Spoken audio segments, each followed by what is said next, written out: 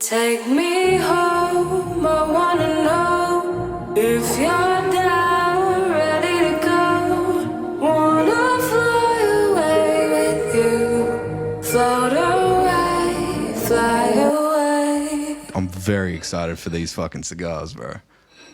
Man, I haven't had any negative feedback yet. No? So, When do the ones that you posted up recently, when do they come out? so they're on their way. That was a pre-sale, right? Yes and no, because I still got to try them when they come in. So every cigar that I sell, I try them before I sell them. Right. So even if I did pre-sell some, I would try them. If I'm not happy with them, I'll refund the money. Hectic. Man, Fuck, that's cool. Because I put my name on these cigars. Yeah, for sure. So, hang on. I like that burn, bro. Just nice and slow. Got to take it easy. So if you have a look, I don't actually use the flame to light it. I use the heat. Is that like the standard way of lighting it? Well, that's the way it should be lit. Yeah. There you go, Sir. Legend. Oh, I like that cut. Is that like a... So the V cut is my favorite because it doesn't ruin the shape at the end. So on these kind of cigars, the V cut is designed for torpedoes or pyramids. Is that lit up? I don't think so. I think it might have died. Thank you. Legend. So just the heat. Yep. Yep. Sweet.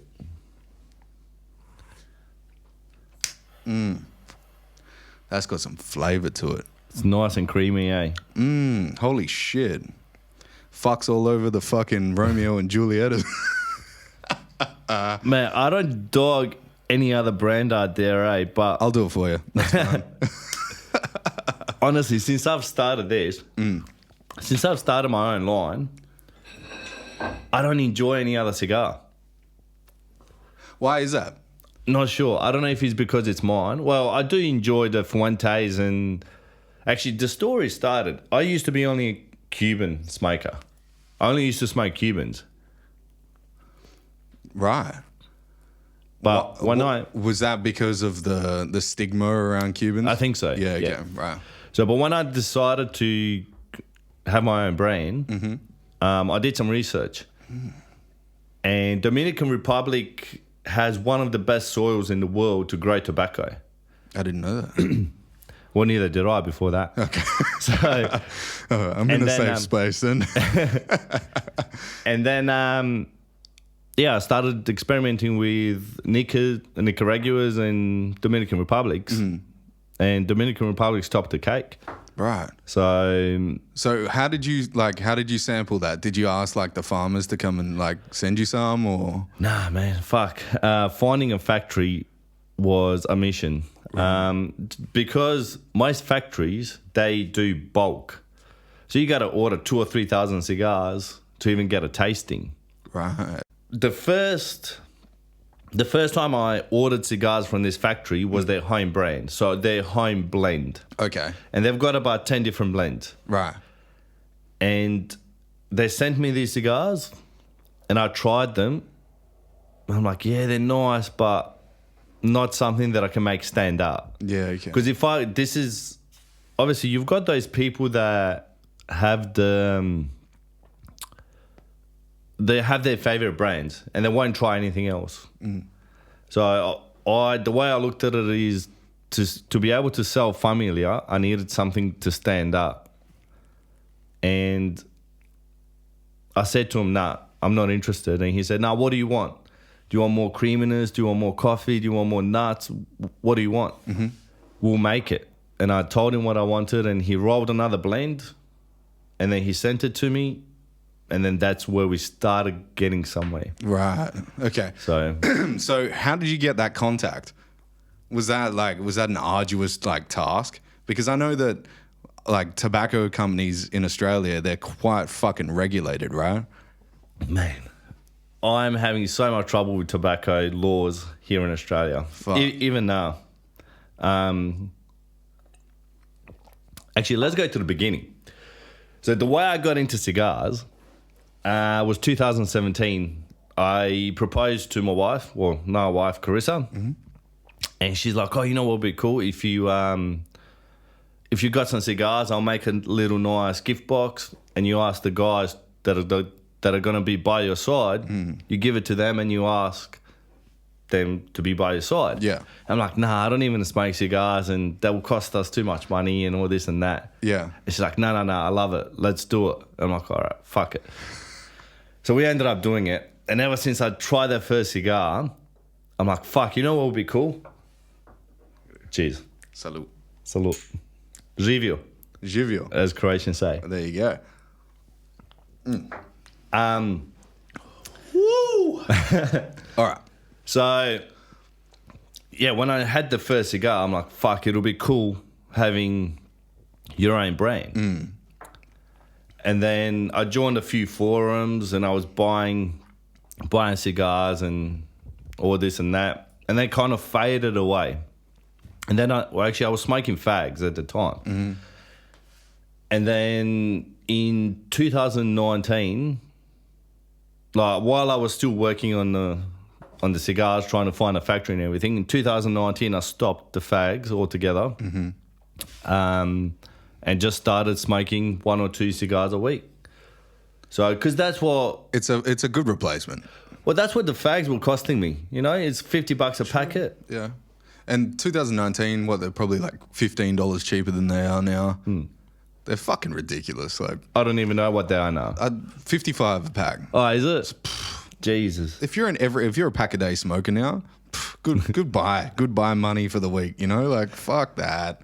There's no point. There's no point. This is way more enjoyable. And less taxing on the health, right? Yeah. So when you transitioned from like fags to cigarettes to cigars, was that the point that you were like, I could fucking have a company here? No. Man, this is the reason I think where Familija is where it is today is because I'm not rushing it. You know, so I've got a day job. I've got a daily business. Yep. My wife has a business. So we've got that income. So it's not a rushed process. And I think that's where I am today, is because I'm not rushing it. And Corona, I know, did bad for so many people, and I'm sorry about that, but it worked in my favor.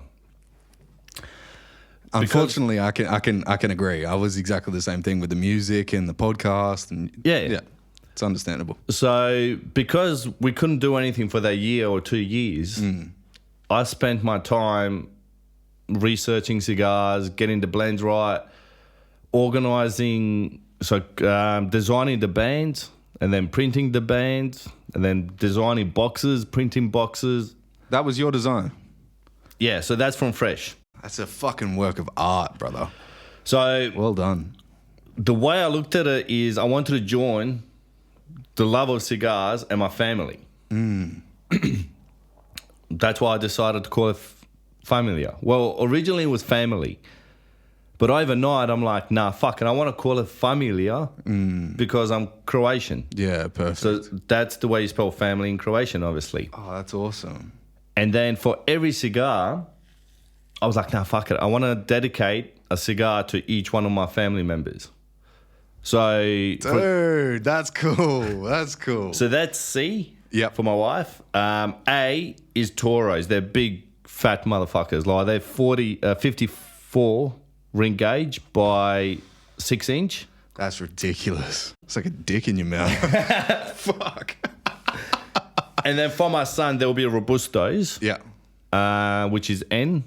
Now, L is Baby Lake, the son that I told you that we lost. I haven't decided the Vitola for Lake or Rain, which is my daughter. But I will. And we're going to have a regular production line. Right.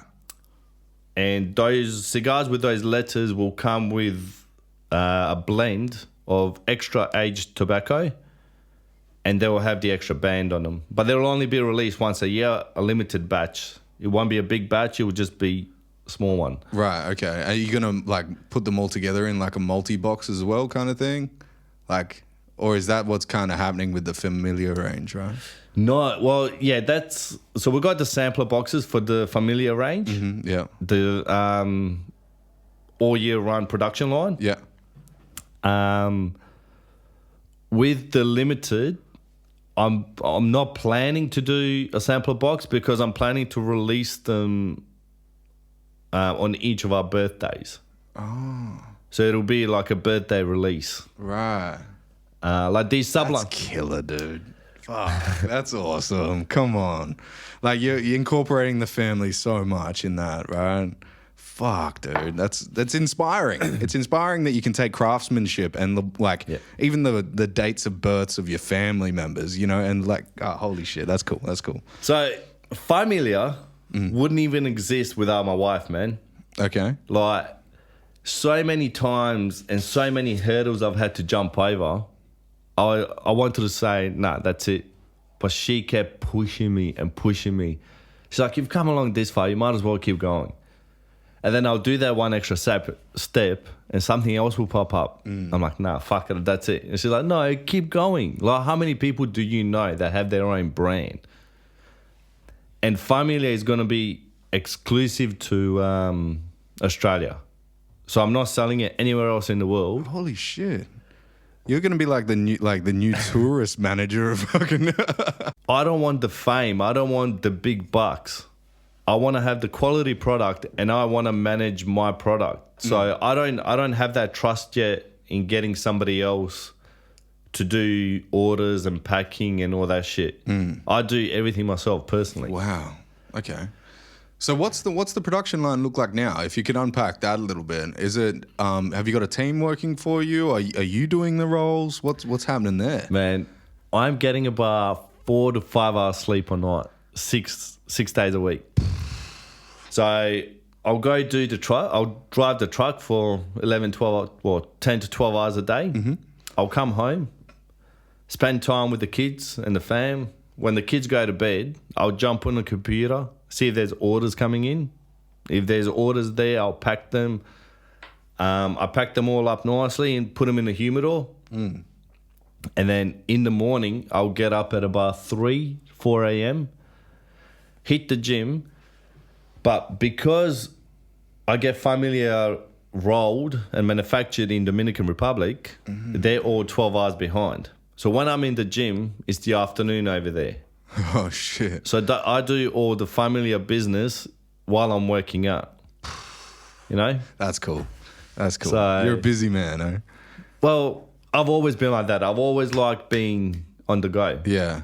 Well, I guess that just works like perfectly with your missus pushing you into like the entrepreneurial kind of thing, right? Exactly. She keeps you excited for it.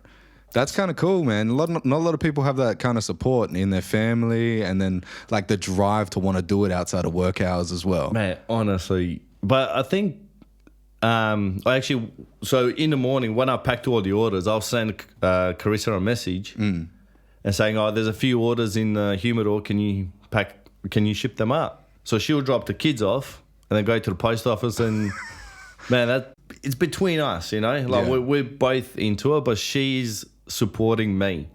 Without her, like it just wouldn't happen. And then now we have tobacco laws, because tobacco laws in Australia are messed up.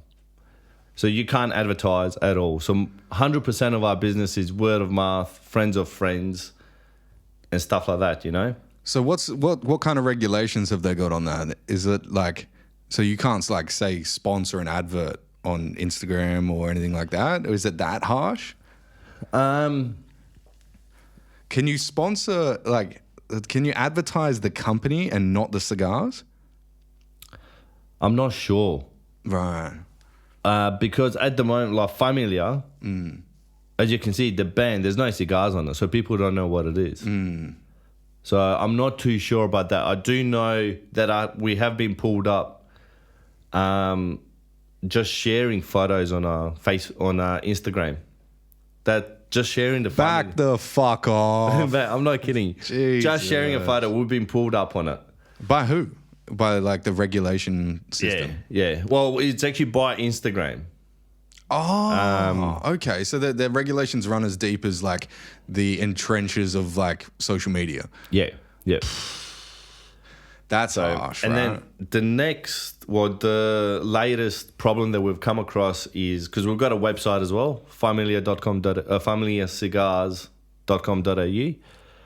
So we had an ordering system there, and that's been pulled down because they don't approve of the payment gateway company doesn't approve tobacco sales.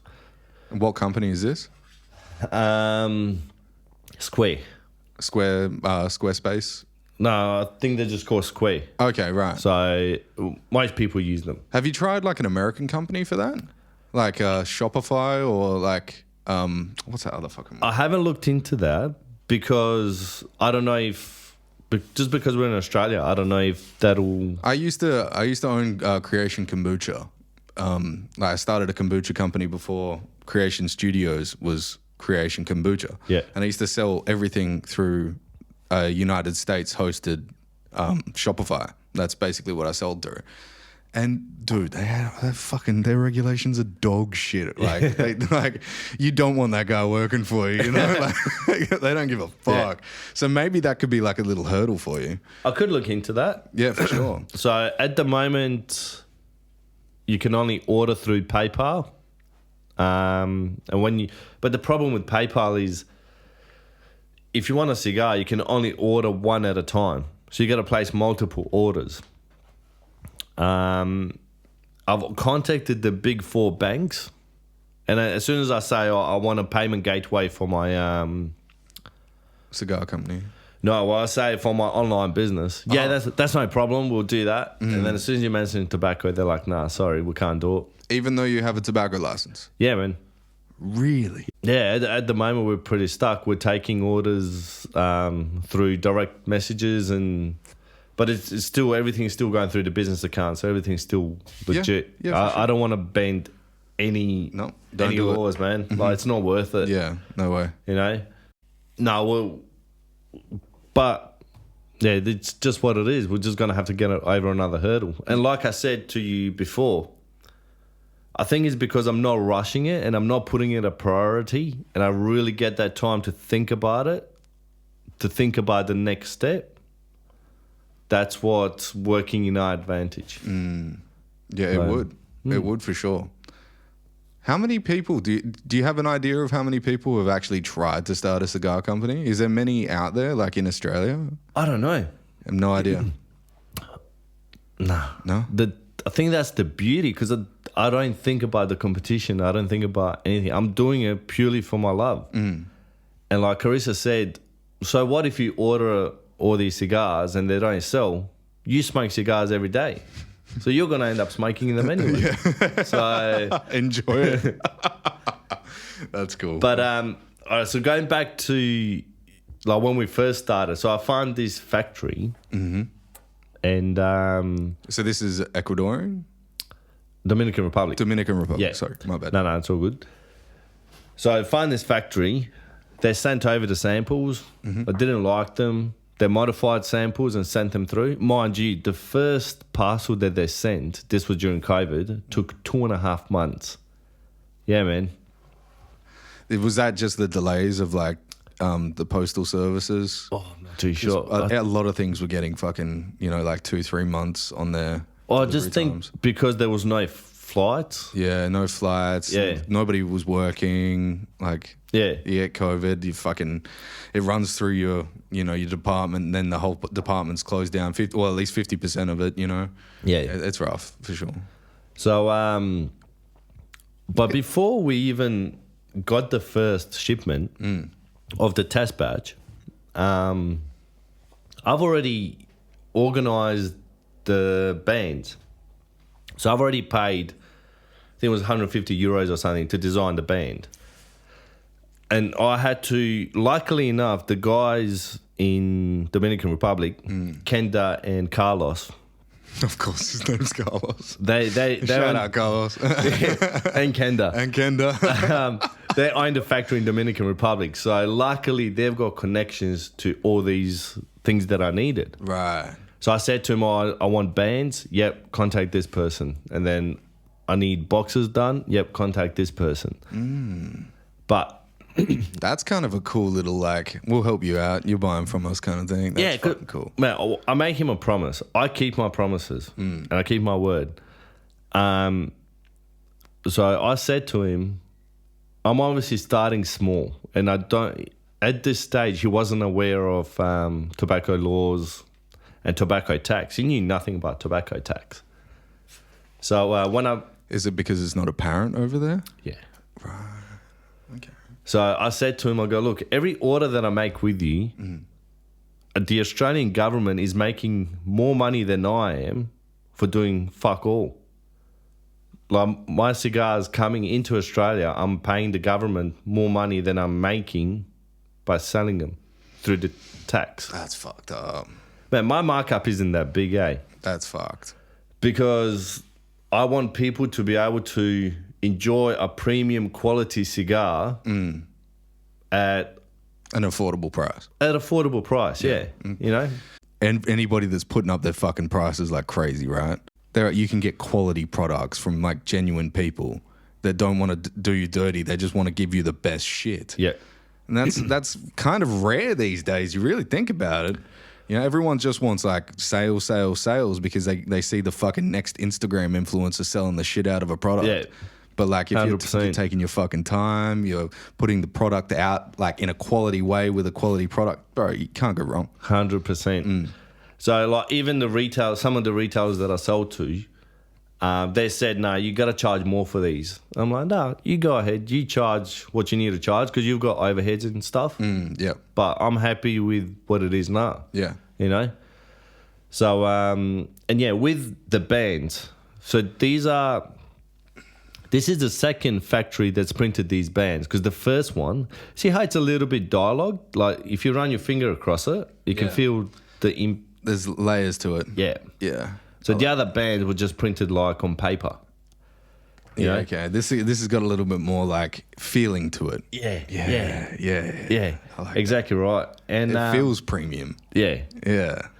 So I wasn't happy with the first bands, but my problem is... Did you have them printed here? No, everything's done over there. Oh, right. Okay. So the problem is the minimum order for bands is 2,000 bands. Jeez. So if I wanted to print a band for a particular cigar, I need to... and the boxes. So the minimum order for boxes is 150 boxes. So I need 1,500 cigars to accommodate those boxes. Fuck, man. So I have a minimum order for everything. Yeah. But luckily, these guys in the factory, they said, look, we're happy to put them in the aging room and age them. Yeah. Until you turn them over. Oh. So at the moment, we've got bulk cigars in the aging room, and we're just bringing them in. That's almost literally like a fucking holding service. You know, they hold it for you until you need that shit. Man, these guys are making my dream come true. That's killer. Like, yeah, I'm doing the work, but I couldn't be able to do it without them. Are you aware? Do they grow their own tobacco as well? Yeah, man. Yeah, so it's all grown. Everything's done. Like, is it a farm? Is that what you call it? Yeah, they've got a tobacco farm and everything. Hectic. So it's in Dominican Republic, Villa Gonzalez. Villa Gonzalez. Right. Yeah. So all the pages are on Instagram as well. I'm pretty sure Dominican Republic is like renowned for like coffee, tobacco. Like it's something about the soil, right? Yeah. It's like got the perfect altitude to soil ratio, and it does something to the actual plant. Something like that, but yeah. So and the fact that every cigar goes through like a little scanner to see the airflow. Is it almost like a X-ray kind of thing? Yeah, similar to that. Right, okay. To make sure that the draw is perfect. That's why, but not only my cigars, most cigars in that are Dominican Republic and Nicas do that. Yeah. Is that Nicaragua? Nicaragua, yeah. Yeah. So that's why... I was just going to say, that's with a C, not a G. So that's why very rarely you'll get a non-Cuban that's really hard to draw through. Yep. You know? Yeah. But that's what I found out when I was smoking Cubans only. Not dogging Cubans. I still love them. Yeah. But it's a hit and miss Okay. with Cubans. Why do you think that is? No idea. Do you think it's like regional? Could it be? It could be, but they don't do the quality control because Cubans already have the name. Yeah. And that's where cigars originated Is that from. a Cuban? Ooh, that's a Cuban? Yeah, it kind of gives it a little bit of like pizzazz to it. Yeah, but some people only want to smoke Cubans, and that's fine. Right. You know? Like, each to their own. I'm not... Familija Cigars is not there to push people to it. You know? Yeah, it's to give a different experience. Yeah. Do you ash at that? You keep the ash on as long as you can. Okay, right. So... That's fucking perfect, though. I've never, like, there's not many cigars that actually have an ash that would, like, hang like that. Yeah. And the burn as well, man. Like, look at that. That's insane. You can see how many times I've puffed it. Oh, dude. Are you a little bit worried about this podcast? And I am. I'm fucking nervous, man. Oh, bro. Let that Nervous shit go. as. Let that shit go. You got a whole bottle of grappa, you can get fucked up. We'll call you an Uber. Yeah. I think with most people that have the first experience of a podcast, it's like that. Yeah. Right? But you're already like, this is like how I said to you over Instagram. I love craftsmanship. It's my thing, right? I love it. And somebody that's really, really obsessed with it, like yourself with cigars, and me with podcasting, don't even worry about it. It's chill. It's my craft. Yep. And this is your craft. And so like it's kind of like we're finding out about each person's shit, right? And you can always tell when somebody's like a hack. You know what I'm saying? Yeah. You can always tell like somebody's not really interested. They're just like going off the vibe or, you know, like whatever the fuck it is. Yeah. But I can tell that you like this shit. Like you're in, right? It's like it's kind of inspiring. It is. I think I've said that like 30 times, but it is. Like going back, That's good. like Familia wouldn't exist without my wife. But now I'm glad I did those steps. Like from the first cigar that I had in 2017. Was that your first one ever, 2017? Well, actually, I found a photo on my Facebook memories. Yeah. I had a Pimps and Hoes party when I was 17 years old. Yeah. And I had a cigar in my hand. Oh, shit. No, But shit. I don't remember it. Oh, okay. So the first cigar that I remember is 2017. Right. So It's only 5 years ago. yeah, You were 29? Oh, wait. 30? Yeah. Something like that. I feel like that's a perfect age to start like a passionate shit. Like it's passionate. I was about to say shit, but it's not shit. It's a passionate leap into something that you want to do. Like I started the podcast when I was 30. yep. No, I only just turned 30 this year, but fuck, this is when I started the podcast as You well. think about it. Yeah. know? It's like what's the legacy? What are you've got kids, right? You've left a legacy whether you know it or not. But you've created something that's beyond. You've actually like put something into production. You've actually got something that's tangible. Like I'm holding your product right now. I'm tasting the flavors. I'm loving it, right? Yep. And when like my product doesn't have that, because if all the electricity went out, you wouldn't see my shit anymore. You know what I'm saying? Yeah. But like If your electricity goes out, you grab a Familia. Yeah. Just sit back and enjoy. I'm gonna sit on a rock somewhere and enjoy one. But yeah, it's almost like the production phase of your life begins. Yeah. You know, like you get to, I don't know if this happened with you, bro, but it happened with me. I got to a certain point in my life where I was like, what else? Like, what else? Yeah. I've done everything that I wanted to do. And like, I'm sick of this fucking rat race bullshit. What else? Yeah. What's going to break me free? Or like, even if I don't have a chance to actually break free, am I going to try? Am I going to leave this earth thinking like, at least I gave it a go? You know, I think that's one thing that sets us apart from, you know, most of the people that just accept how it is. Yeah. You know, like, it's like, fuck that, man. You know, like, you had a dream. It's that old Muhammad Ali expression. Is that Muhammad Ali? No. Martin Luther King. I have a dream. Yeah.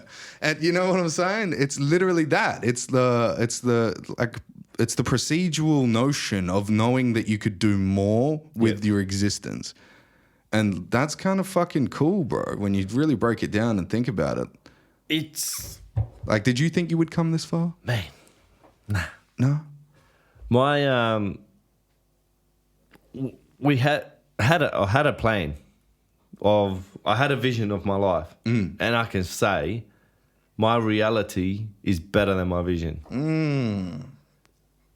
That's cool. Absolutely everything in my life is falling into place, and like even with Familija, I started it to please myself. I didn't even think about the money or the profits or anything else. Yeah. I knew it was a gamble, but like my wife said, if you don't sell them, you'll smoke them. It's a win-win. Yeah. But the avenues and the opportunities it's opened up for us have just been fucking mind-blowing. The people that I've met, I've never even thought about, like, for example, this. Way outside of my comfort zone. Awesome. But like I was talking to Carissa earlier today, and I said that I watched a reel by Steve Harvey, and he said, if you stay in your comfort zone, you'll never get anywhere. You got to get out that comfort zone to go places. And that's why I did this. Man, I've been shitting myself all week, eh? Yeah, you told me. And like, it's just, yeah, just the avenues and the opportunities it's opened up for us is just, yeah, I can't explain it. That's cool. So, dude, I have the thought, well, I've had the thought, and I haven't had that thought recently, but the whole comfort zone and getting out of your comfort zone thing, that is like, it's so crucial to growth as a human. Yeah. And like, even like discount business and all that kind of stuff for sure. I think just like the genuine nature of like who you are as a person reaps through on your business, whether you like it or not. But if you're going to put yourself out there as a business owner and have a product that stands out, you've actually got to put your person in situations where you never thought you would be in.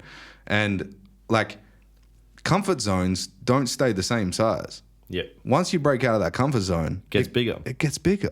And then you find yourself in like hanging out with like Sip and Smoke, the Roadshow podcast, that kind of shit. You know what I'm saying? Yeah. And like it'll only grow from where you are, man. Yeah. Like, trust me, because I've only been following you, I think, like 2 months on your Familija Cigars page, and it's already grown.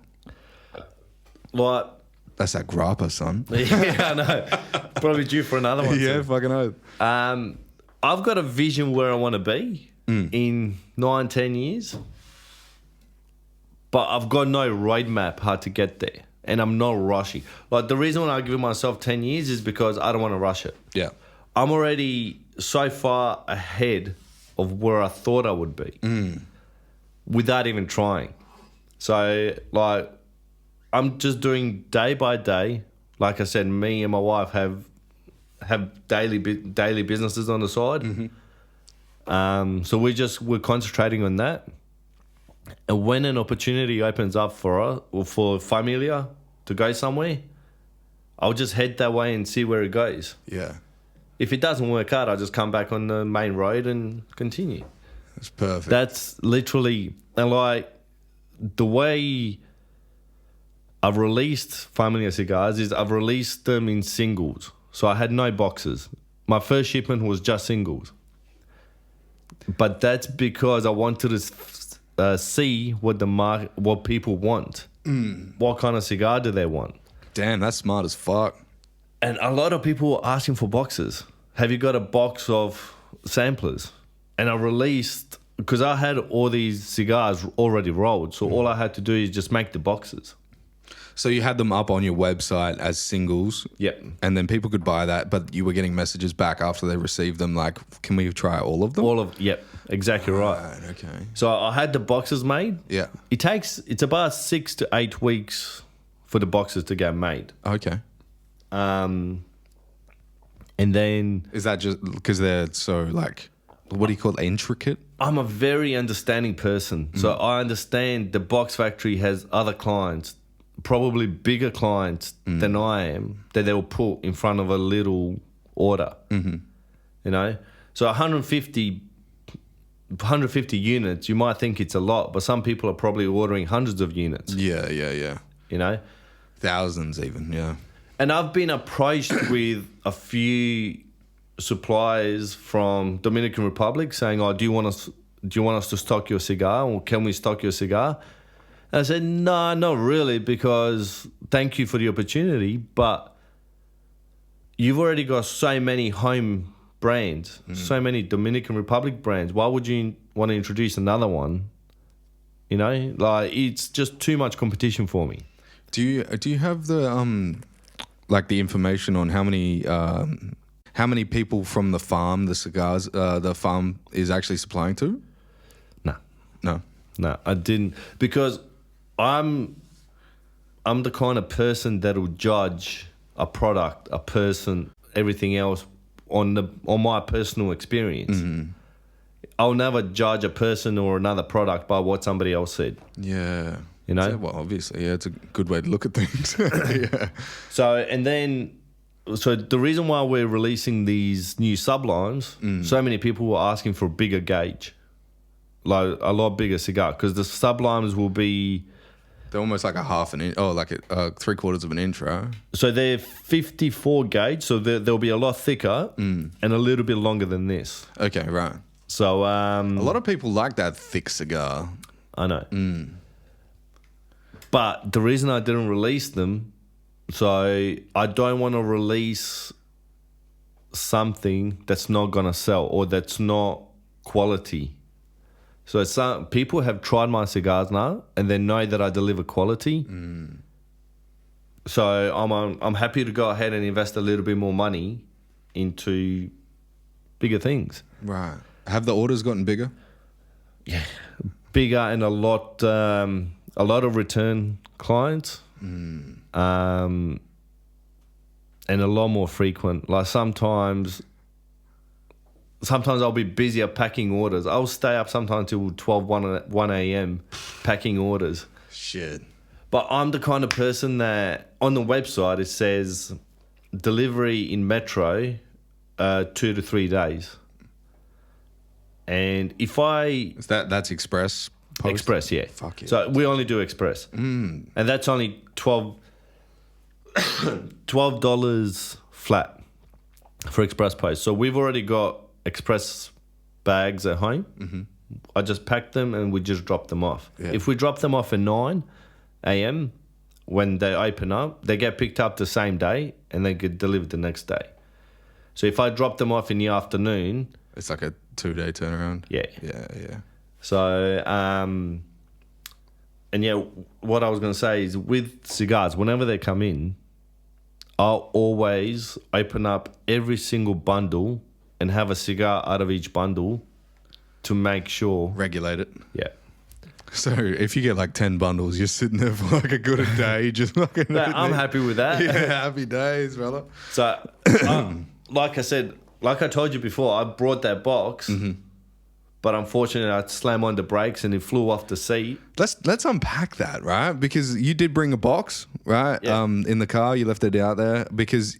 So Anando, when he rocked up, told me that there's no point even bringing this inside because this box actually like came off the seat when he hit the brakes too hard on the freeway. And I was like, wait, what? And so it's the cracks in the outer layer that stop the air or like increase the airflow so you don't get a good enough draw? Because they're being shook up. Okay, right. You know? So you tell her, not me trying to guess what it is. So they're being shook up. Yeah. So as soon as you put a bit of heat through them, they'll crack. They'll still taste the same. I'll smoke them at home. That's no problem because I don't care if a cigar cracks. Yeah. But I wouldn't sell that, because for somebody that's paying the money for my cigars and they see a cracked cigar, I would not be happy with that as a client. So I would never, ever sell a cigar that I wouldn't smoke personally. It's a good philosophy to have. So that's why I'm not even going to bother selling those. I'll go home and smoke them. Because as soon as you light it up and get a bit of heat through it, they'll crack. Right. So if you're ever like dropping off some cigars and you're like, fuck, I feel like one, do you just like fucking slam them? didn't think about that, but yeah. Yeah. Sorry, bro. It's cool to see someone with that kind of rigorous like outlook on their own product. So it's like, look, I accidentally damaged my own product. I don't think it's up to par to give to you right now. Yeah. That's cool. That's cool. I respect that for sure. I put quality over profits any day. Profits don't even matter to me. Like it's the cigars, the people that I meet. A lot of my customers will come and pick up, and man, we'll stand in front of the house for 10, 15 minutes just talking. Discussing the cigars. Yeah. Yeah. Just talking shit. Yeah. And that's what I want. I want one-on-one. I want to be able to meet all my clients. That's cool. And like I said, a lot of my clients... Tying in with the name of the cigar company. You know, like... all of my clients are part of Familija, because they're the ones that are making me what I am today. So it's like the company doesn't really exist without them. Without them, yep. Yeah. It's the support. I would flip that on its head and say it doesn't exist without you. You might not like, you seem like a pretty egoless person. Like you said, you weren't that materialistic and stuff. Like, I don't know, man. I think you don't give yourself enough credit. Like this stuff is wildly like, so I give credit to Sip and Smoke because of how much like he connected Perth with the East Coast. Yep. Bro, you're connecting us with like the Dominican Republic. Nah, one cigar at a time, you know what I'm saying? I'm that kind of guy that I'll do something. Yeah, other people might think it's great and I'm making a difference, but I always look at myself and go, shit, I can do better than that. I'm never satisfied with what I do. That's why I keep pushing. You know how they say, the hardest worker in the room, if he slacks off for a day, everybody will notice. Mm-hmm. But if the slacker keeps slacking off, nobody will notice. Yeah. So I just keep doing what I do. Yeah. Like, I just keep pushing myself every day. You've kind of like set your baseline, right? So it's like any less work than that, you're kind of like, fucking, that gets noticed. But if you go higher than that, it's like, is he stepping up to the next level? You know, like it's all about capacity. I think it's capacity until delegation happens, right? If you can like hold the work like the workload in total until you can delegate a certain part out. And like, I think with cigar, I don't know anything like, I'm not even going to fucking think I know something about cigars like as much as like you probably do, or even Carlos and Kenda. Right, I fucking definitely don't know. As much. Oh, yes, please. Thank you. But like, there's like I said, I'm fucking fascinated with craftsmanship and like people that can really put the fucking thinking hat on and like do something completely different to what's being done around the structure of society that's around them. Have I met somebody else that owns a cigar company in Perth? No. Yeah. You know what I'm saying? And that takes some fucking balls to be the one that stands out and also do it in the regulation standards that we have here. It's it's definitely been a mission. But I do, like all the cigars, I roll them as people of Perth and people of Australia want them. You know? Mm-hmm. So like, I don't roll them, or I don't release them because I want them. I'm doing it purely for the people of, well, I say people of Perth because most of my business is from Perth. Yeah, of course. We do have clients from over east and stuff, and I'd love to expand over there. Mm-hmm. And we are slowly expanding, but a lot of business, because I run a Facebook group called Perth Cigar Lovers as well. We've got about 600 members. Hey, that's awesome. Yeah. That's pretty cool. I actually do a yearly herf. Do you know what a herf is? No. So a enlighten me. Herf is about just a bunch of guys or girls getting together, smoking cigars, talking shit. Right. You know, so it's like an event. Yeah. Ah, hectic. So we do a yearly at Devlin's. Devlin's Cigar Lounge in Subiaco. Oh, I was thinking of DeVille's. That's like a fucking stripper joint. Could go there. I don't know. Explain Devlin's. So Subiaco, right? Yeah, Subiaco. So Devlin's, they stock our cigars Oh, hectic. Okay. as well. So everyone, do they? Is it like a BYO event, or do they buy from Devlin's, or do you bring them so people can buy from you? Or? Well, for this event? Or, Yeah, Nah. yeah. So the event is, we got a Devlin's. It's a fixed price. You have to RSVP before. A fixed price, you get 2 cigars on the day and you just get to chill out. Because Devlin's is a members only area. But I'm friends with Simon. Lovely guy. Shout out, Simon. Shut up. Yeah, we just go there and chill out in the lounge. Mm-hmm. So this is a Perth Cigar Lovers exclusive. Otherwise, you can't get into the lounge unless you're a member. Oh. Besides these yearly events. Have you thought about upping them? Well, actually, I just spoke to Carissa today. We're doing the next one at my house. Really? We're gonna, so the details will follow soon, but it will be all you can eat, all you can drink. I'm gonna have like waitresses there, lamb on a spit, full. Damn, you're going all out. I want people to feel my culture. And man, while my old man was alive, we used to have a pig or a lamb on a spit almost on a monthly basis. Is that right? Yeah, man. That's cool. My old man kept everything old school. That's you know, dope. Like the rotisserie spit. man, this changed my old man. Oh, for real? Yeah. Oh, that's killer, man. Like fucking, and that's the only reason I wear it is because I feel connected to him. And but yeah, no, we're gonna go all out. It'll be at our place. And yeah, we'll see how it goes.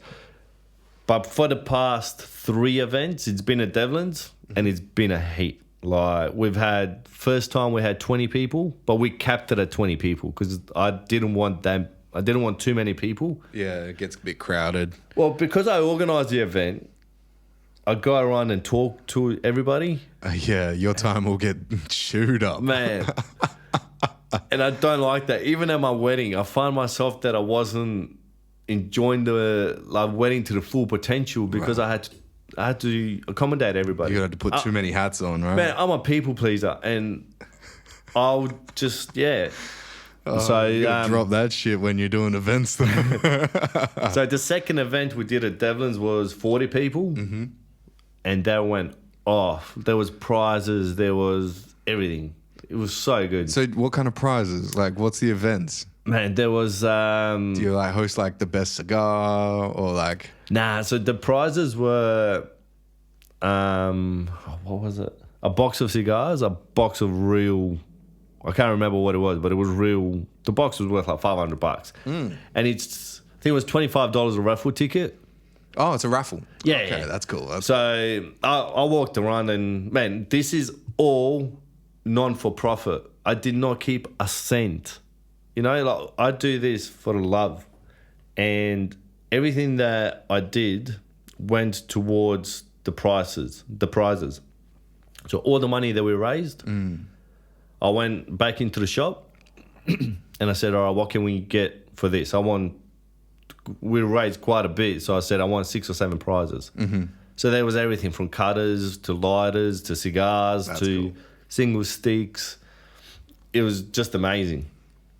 So how many people entered? Everyone? Yeah. Yeah. Man, people were buying like 4 or 5 tickets. Like, Oh, yeah. because people love the environment. Yeah, yeah. And because it's only once a year, people go all out. Yeah, true. As you would. But like even with this, I do it. If somebody comes and buys cigars and I've got time on my hands, I'll be like, come out the back, let's have a cigar. You know? Like, because I want that connection. I don't want the fame. I don't care about the money. I'm doing it purely out of love. I think I'm the same. I think I'm the same with like the shit that I create. There's something to human connection, right? Like, unfortunately, I think with the way that social media has put us on a pedestal of like fucking attention is everything. I've fucking spoken in droves about this recently, but I do think that's a real social issue. Yeah. And anything that puts you in front of people like physically, like us right now having a conversation across from each other, really experiencing each other's humanity is a real fucking thing. You know, there's no filter here. There's no like... I thought podcasts only happen in America. You know, I never even knew about this. That's the thing. I thought cigars only happened, you know, I didn't think it was going to come out of Perth, you know, but you're making it happen, brother. So many people to begin with tell me I'm crazy, it's never going to work. And I'm like, I'm not doing it for it to work. I'm just doing it because I wanted to deliver a quality product at a reasonable price, like we said before. And a lot of people are like Sip, for example. He just paid double the price for a cigar that cracked on him. He sent me a Snapchat last night. Oh, you're joking. Yeah. Was it a Cuban? I don't know. I don't get into... Just don't ask. I don't stick my nose where it doesn't belong. Yeah. You know? Fair enough. So... that would have been good.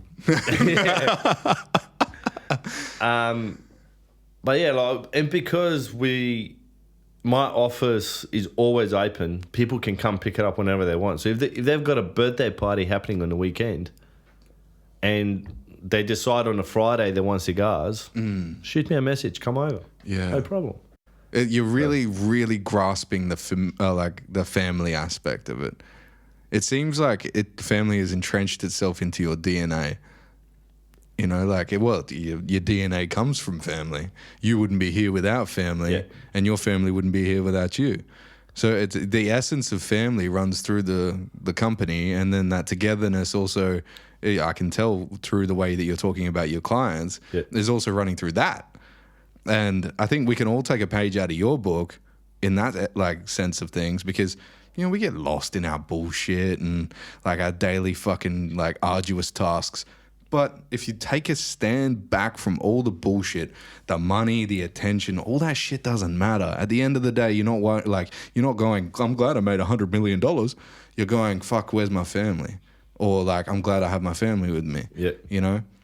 That's what they asked. They had like a bunch of people go into like old folks' homes, and they said like, what's your biggest regrets? And it was like, the people that were closer to dying were talking more about family. And the people that were like not close yet, like the newcomers and stuff, they're like more worried about what they didn't do in their career and stuff, which is kind of enlightening, you know, like even to meet someone today that's really, really, really enthused about family and culture and connection and, you know, like keeping that like one-on-one with their clientele. That's fucking inspiring as shit.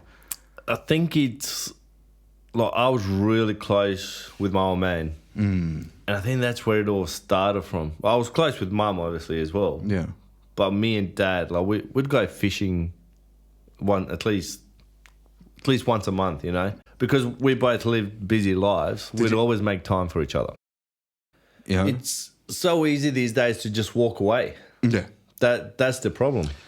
Yeah. So unfortunately, it is, but fortunately, we also have. Like, did you know, like, the same fucking, like, regulation bullshit for your cigar company is the same company, the government, that brought me and my brother back together, like, my orphan brother, which is, like, they do bad and they do good, so. Man, everybody, like, dogs the government. And, yeah, that's true. Yeah. But I wouldn't be where I am today without all these things in place. You know, like, yeah, they take my money. They make more money than I do from the cigars. But honestly, it doesn't bother me.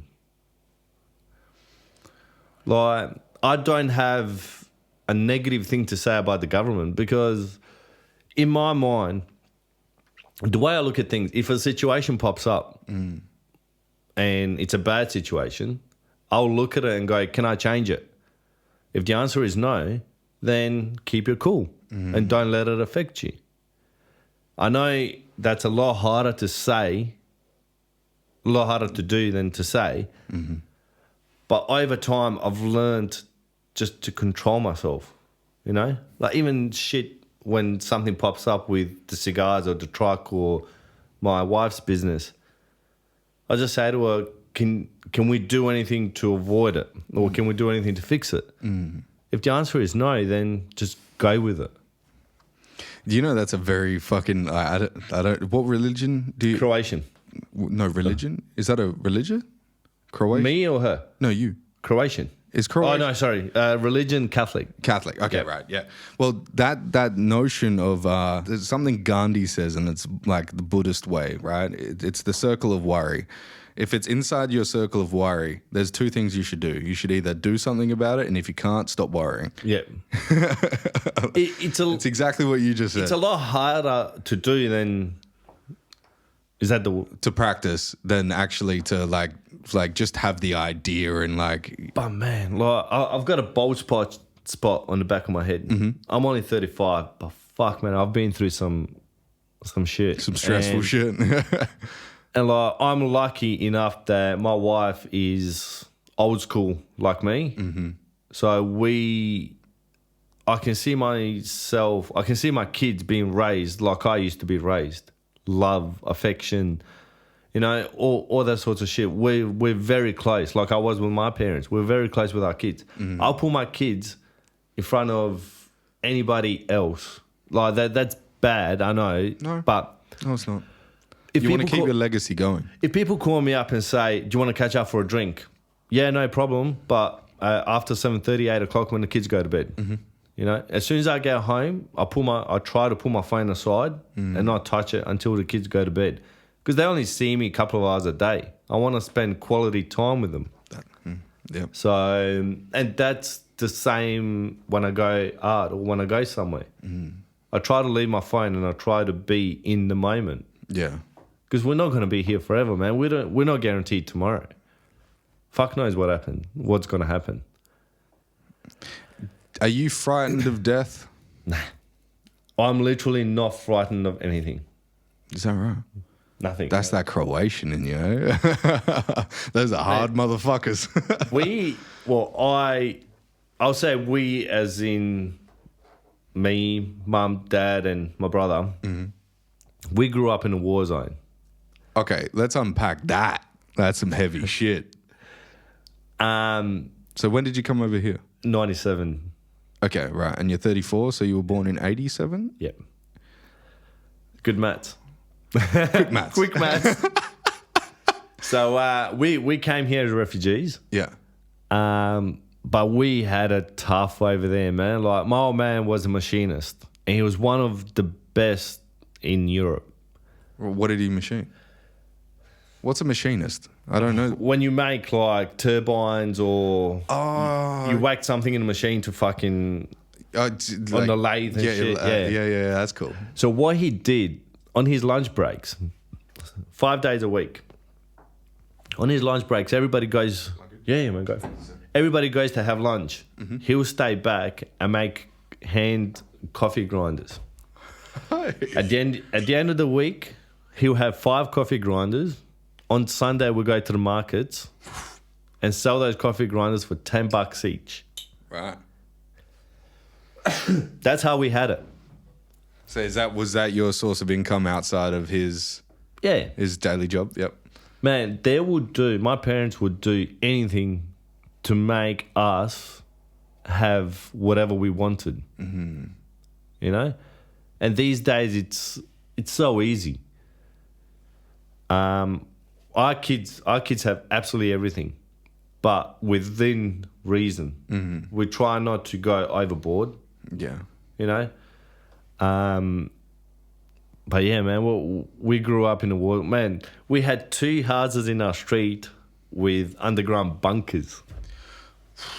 We had grenades dropping in our suburb. So is Croatia is it close to the Ukraine? Is my geology way off? On I don't know. Don't ask me about that. So we actually grew up. Google it. We actually grew up in Bosnia and Herzegovina. Where's that? Banja Luka. It all used to be Yugoslavia, but then after the war, they got divided. yeah, so yeah. if you Google Banja Luka, BANJA, and then space LUKA. So that's where we grew up. What was it? What was that last word? LUKA. Oh, Bosnia.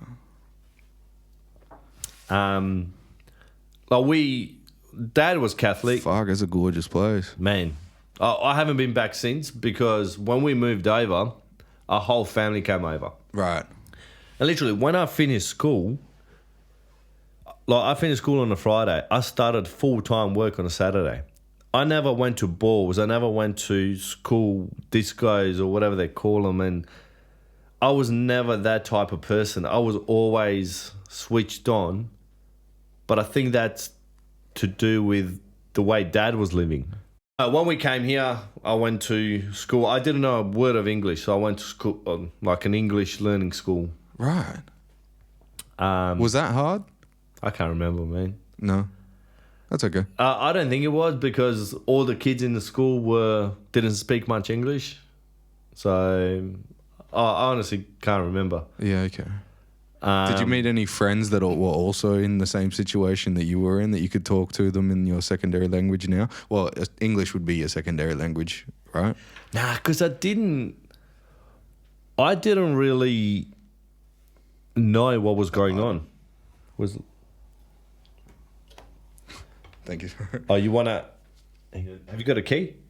A key? Yeah, so you want to get rid of that ash before you relight it. Oh, okay. Because otherwise you're putting too much heat hanging. Let's go.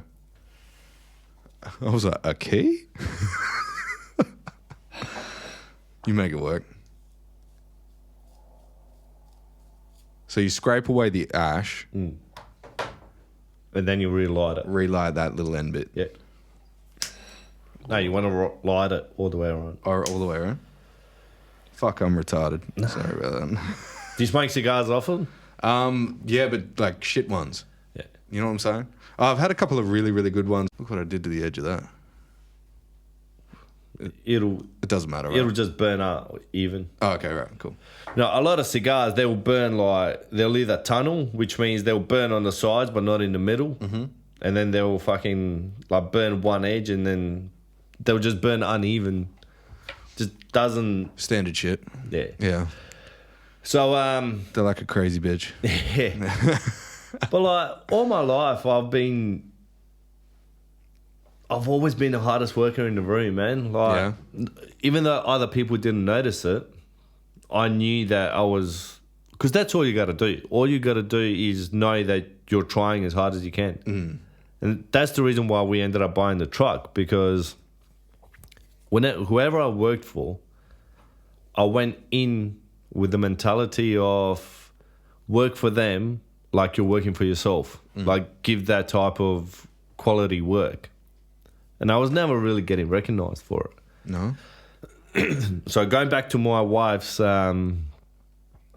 support, everything, absolutely everything. Did that work ethic translate very well when you moved over here from Bosnia? Bosnia. Well, I was only 10 years old, so I didn't know. This is after school. Okay, so what happened after school? Like, I went straight into work. Straight work. Yeah. Okay. I was actually the youngest Harvey Norman. I think it was Harvey Norman. No, Harvey Norman 2IC in their history at the time. I was a 2IC at the age of 18. Holy shit!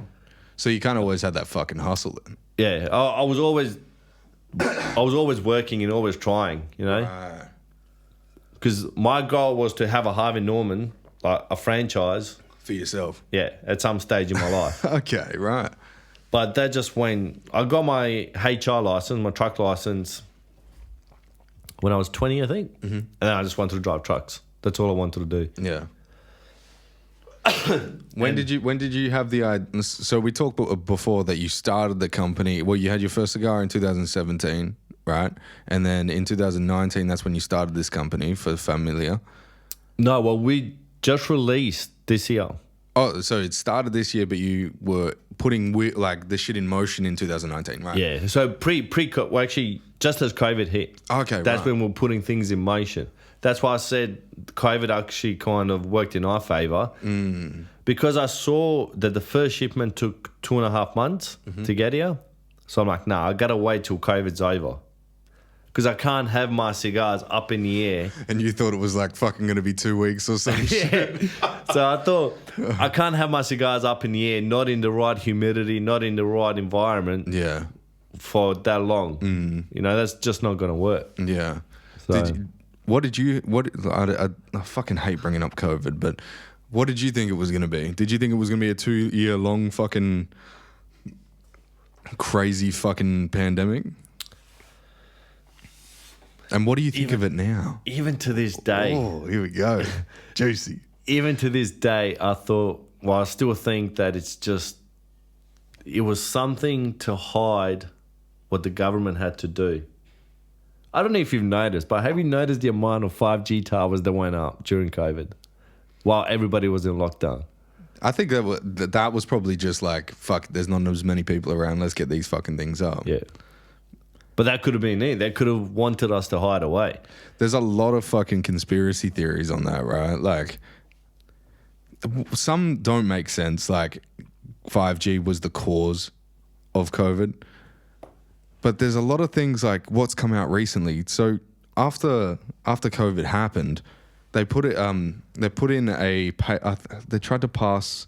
I think it was Pfizer and Moderna tried to pass a hiding of the 400,000 pages of documents that gave all of the results of the vaccines. They were trying to hide it for 75 years. Why? Because after 75 years, everybody that started this shit died. Yeah. Right? And then, like, just recently, the judge was like, nah, we're not passing that shit. You've got to release everything. So they've got so they're releasing, I think it's 8,000 pages or 9,000 pages every month for the next 12 months until next September. And it's coming out. And you can read this shit publicly. What was the adverse reactions? What was all this shit? It was the weirdest thing. Like, I was literally out there with the missus earlier on, and I was having a look through. So I go on DuckDuckGo. I don't use Google all too often unless I'm doing a podcast, right? DuckDuckGo doesn't sort things out in the way of like what you're most interested in, where Google has that kind of little algorithmic change. They're like, we'll give him what he wants to see, what we want him to see, and maybe a little bit at the bottom. But DuckDuckGo is like, here's the most important shit you need to know. Is that like a search engine, Search engine, yeah. Never heard about it. It's really, really good. It's really good. And like, it gives you everything without a bias. So I looked up, literally word for word, was there a bribe given to the FDA for the vaccine emergency use? And it came up that Pfizer's CEO gave a bribe to somebody in the FDA of around $3.4 million about a month before the pandemic happened. And then I did some further research to find out who owned the lab in Wuhan where they were doing gain of function research. Yeah. And I was like, I wonder who that is. And it turns out it's Glaxon. And Glaxon owns Pfizer. So if you were trying to make some money, wouldn't you start some bullshit and then create... I was just going to say that. I saw a reel the other day saying if you want to make big money, create a problem and create a solution to it. Yes. So that's the only way you can make money these days. But when COVID hit, when first COVID hit, my wife was in Sydney with my son. Mm-hmm.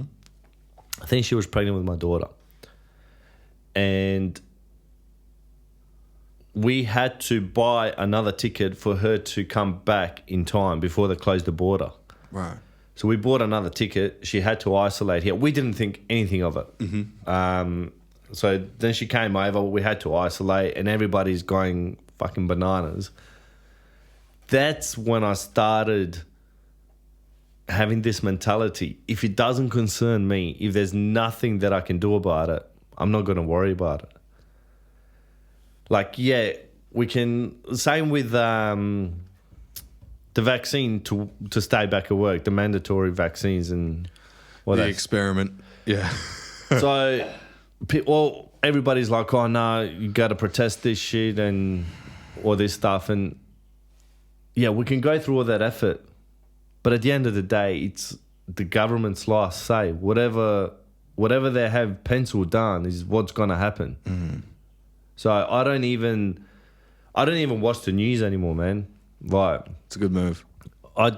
I stay out of other people's business. If it doesn't involve me, I won't worry about it. If there's nothing I can do to contribute to it in a positive way, I'm just going to leave my energy out of it. Because I've got my family to put my positive energy to, you know? And that comes back too, right? You give them positive energy, they give you positive energy. Yeah. Yeah. Exactly right. I think there's all too many people that are just lost in their own worlds. They don't have family. They don't have friends. They're just consumed by social media, and then they get lost in this fucking spiral of conspiracy theories. I've talked about this before on the podcast. I literally had a friend at the start of COVID. Can't say he's that much of a friend anymore because it was like 30 messages a day about bullshit, like other people's theories and stuff, other theories, or like, oh, read this article. It's like, fuck, man, just give it up. Like, you're literally sending yourself crazy. And now, like, I don't really talk to him all that much, but you can tell he's different for sure. You can definitely see the change in like the mental scape that he had for sure. Everybody has a past and everybody thinks different. I'll never judge a person. Like, if a person comes to me with opinion, I'll listen to it. Doesn't mean I'll take it on board. I'll hear them out. Yeah. You know? I was having a conversation before this conversation, and we were literally just down in fucking buying a new bed. And fucking beds are fucking pricey now, bro. Shit. What kind of bed you looking for? Oh, we got this fucking like crazy like wooden Mari kind of fucking. We got a full suite, so it's cool.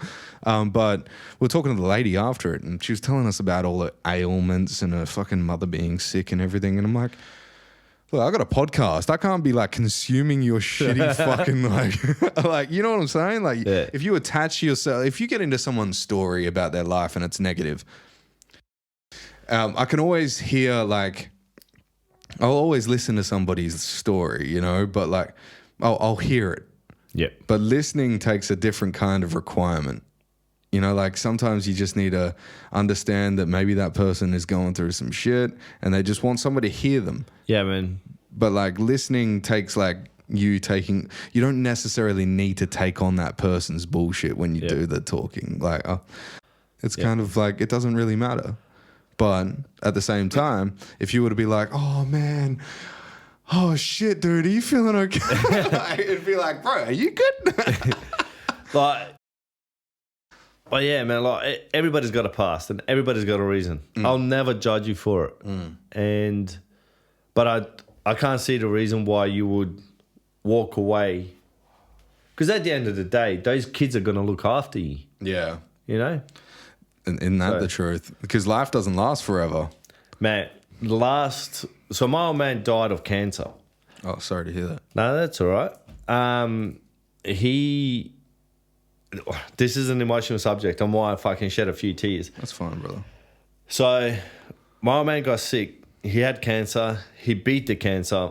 And then the doctor said, oh, no, we actually need you to come back in. We need to talk to you. And then when they did the treatment, so when they did the radiotherapy, they hit the cancer on the wrong spot and the cancer just spread all over his body onto his bones. Now, when the cancer is on your bones, that's it. Yeah, it's over. So within 2 weeks, I literally watched him play with my kid because my daughter wasn't alive then. He played with my son to 2 weeks later, the wind passed away.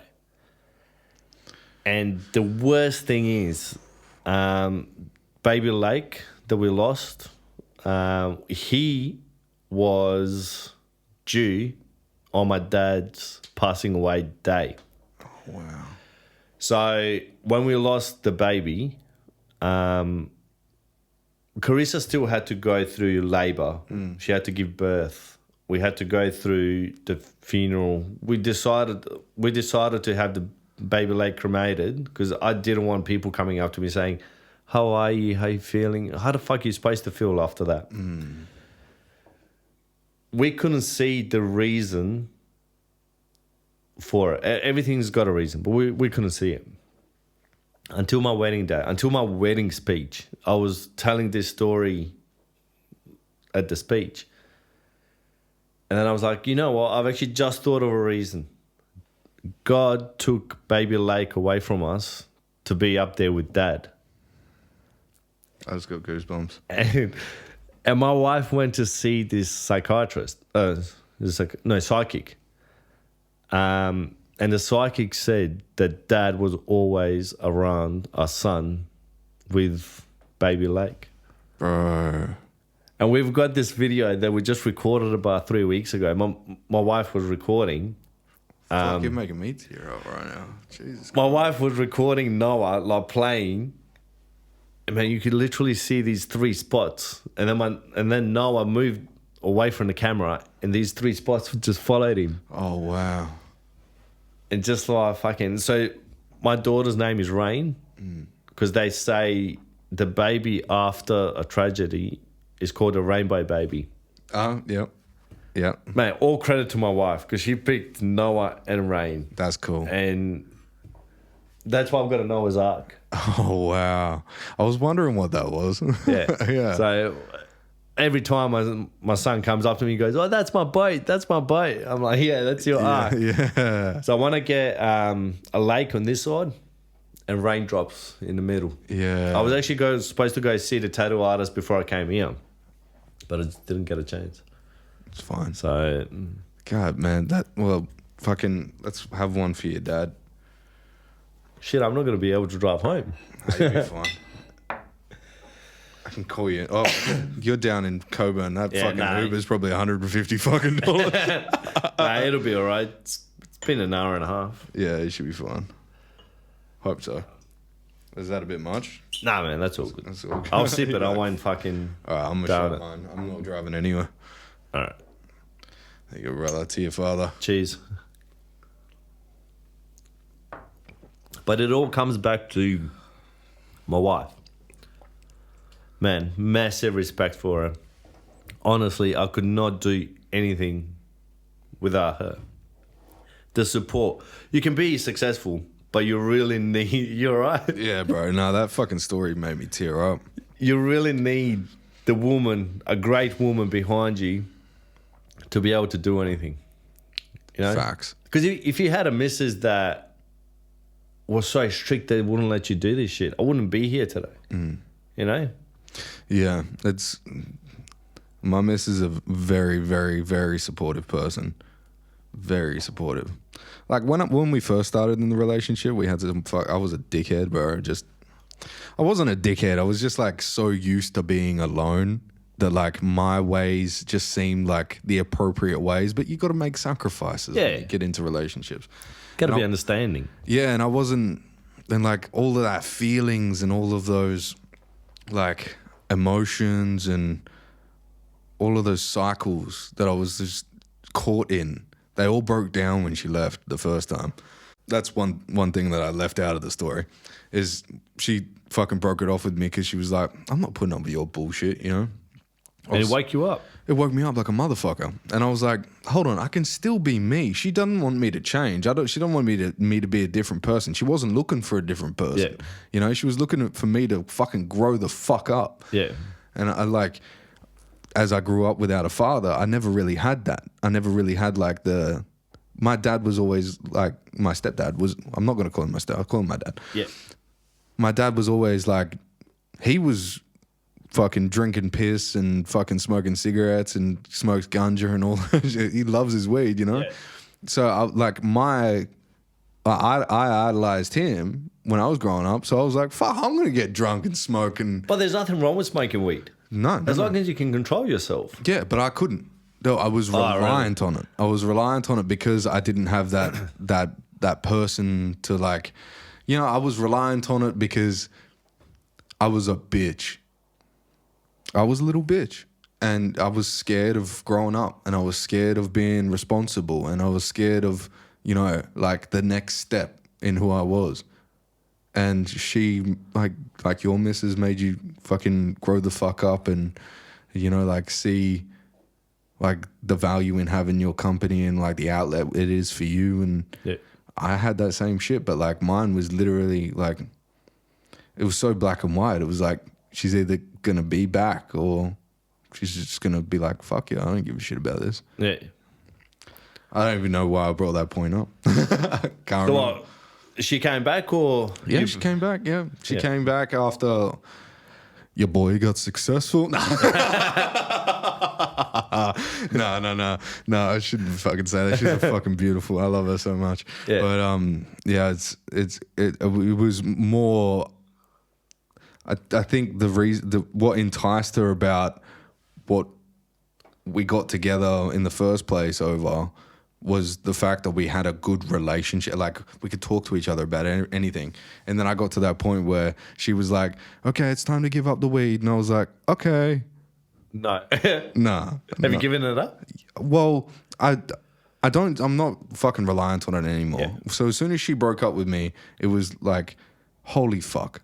Like, what do I do now? Yeah. Like I got drunk every night after that because I was like, fuck, what do I do? What do I do? I don't know what to do. I haven't been in this situation where I'm genuinely heartbroken. Like, I that was the first time where I was like, fuck, I've lost something good. Like, I've been pretty egotistical, like, in my past, where I'm like, fuck it. Who gives a shit? On to the next. Like, I can do better. Yeah. Whatever the fuck it is. But it was like the first time in my life where I was like, bro, I could have children with this girl, and that means the most to me because like I come from a background where I didn't grow up with a father like when I was young, and I want to do that for somebody else. I want to do that for my kids, like, and that was the first time I ever met someone that I was like, she is like mother material. And then when she came back, I was like, fuck, I've got to put my shit together. Like, how long you been with her? How long do you think? From hearing that story, 10? 10 years? Nah. 7 months. So first up, we were together for 2 months, right? We were friends for years before. And then I told her that I was like, because we were hanging out so much, like how it gets, And then like I just lost myself. And like I don't really believe in like that love and first sight shit. Like it's got to fucking build up. But bro, yeah, there was just something that took me back, and it took my breath away that somebody could be like that. It could be so nice, and then I just didn't have the capacity for change at that point in my life. And then when you get heartbroken, it gets triggered, and you're like, I can change. I can be a better version of me. And then I did that for me because she was already gone. Yeah. And then when she came back, I was like, man, women are powerful. Like, you don't change, you just learn to adapt. Unpack that. When you want something, you should never expect a person to change for you, except change for themselves. And then, like, adapt to the situation. Like, when I met my missus, it was at the Cass, McDonald's. McDonald's? Downstairs, yes, I do. So, me and my best friend, well, ex-best friend, we're still friends. Just not best. Yeah. I'm joking. I'll cut that out if you want me to. No, that's all good. Like, he's going through a lot of shit, and I've got a lot of, I don't know, I've got a lot of respect for what he does. Because if I was in his situation, I'd be underground by now. I would have, Like That heavy, yeah. he's a very strong person for what he's going through. Mm-hmm. And so we had a pact that throughout our whole friendship, if he has a shit day, we'll go up. We'll drink it up. If I have a shit day, we'll go up. And that's the way it's always been. And it was at the happiest moment of my life, man. I was so happy. I was happy with where my life was at. I wasn't looking for anybody. I was single, had it all. I had the money. I had a nice place to live. I had it all. Because I was doing FIFO. Oh, there's the bomb. And, we were at... I was the designated driver. I wasn't supposed to drink. I had a bit too much to drink. Mm-hmm. We went downstairs to McDonald's, and I see Carissa walk past with another guy and another girl. And as I was eating my burger, I'm like, damn, look at that. Because my missus is half Chilean, half South African. Oh, she's a Latina. Oh, shit. She's got the Latino ass, man. Yeah. Sorry. Ass first. Ass first. Sorry to a dad if he's watching, but... but I didn't think anything of it because there was a guy next to her. I've never approached chicks in my life. Was she there with the guy or was he with the other girl? No. Well, the guy was just a friend. Oh, right. Just okay. a friend that they worked with. Yeah. And about 5 minutes later, she just walks up to me and hands me the receipt. A McDonald's receipt with her order. Right. And then I flip it over and there's her number. Right. Man, I've still got that receipt. For real? It's at home next to my bedside in the Bible. I don't know why I kept that receipt, but obviously there's a reason. And ever since then, he's just kept going up and up. Is it still in the Bible? Man, it is. I will send you a photo when I get home. Yeah, do it. Fuck. There's probably some good luck to that then. And I don't know why I kept it. But, man, she made me fucking work hard for a first date. All right, so how did that go? So you guys started talking. Was it phone calls or was it text messages? Nah, she didn't talk, man. When I call her, she will hang up. She'll say, text me. You know? For real. Man, she's a completely different person to what I met her. She hated kids not hated, but didn't want any kids when I met her. Mm-hmm. To a couple months later, she said, I want to have kids. Shit. No, she said, I want a ring. And I knew she was the one, but I said to her, give me a kid and I'll give you a ring. Oh. And yeah, she felt pregnant. And like I said, in work, yeah. like I said, I'll stick to my word. So she felt pregnant and on the baby shower, I proposed to her. Is that right? Yeah, man, I've even got the video of that as well. Send that to me, bro, for sure. Yeah, I just got to dig it up. Yeah, for sure. So, so how many months after you guys met was that? Or was it a years? Nah, it was quick, man. How long you guys been together now? We've been coming 25th of October. Is going to be 7 years. And my son's 6. So it was... You made that shit work. It was a couple months later, but I said to myself, if I don't have kids by 30, that's it. I'm staying single for the rest of my life, And she felt pregnant just before I was 30. And, man, I honestly wouldn't have it any other way. Like, the shit just... Man, she's my best friend. She's fucking... Everything I have today is owed to her. That's beautiful, bro. That actually is. Like, honestly, you need a good woman by your side if you want to make it. Behind... Oh, well, they don't say behind. They say next to every great man is a great woman that pushes him to do what he can. That's it. Yeah. And, like... How are you puffing that so fucking good? I'm getting like little bum puffs. Is there a specific way to smoke a cigar that I'm not aware of? But we'll go back into the Carissa thing in a second. Average about a puff every 60 seconds to keep it alight. Oh, that's why it died just before. Yeah. Right.